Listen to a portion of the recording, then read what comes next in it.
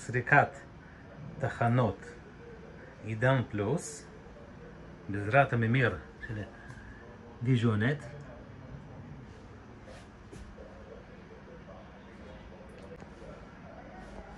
אנחנו ניגש לאינסטליישן.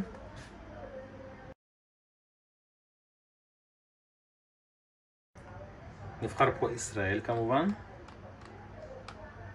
עכשיו נלחץ על הכפתור האדום ונמתין בסבלנות.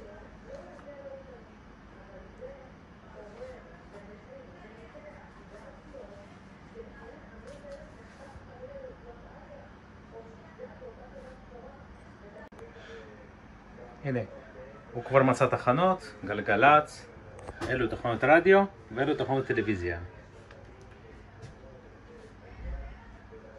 המעבר בין תחנות אפשר לעבור בכפתור, בשלט, עם כפתור P. הנה, כפתור P. פלוס P, מינוס P. אנחנו ככה יכולים לעבור בין תחנות.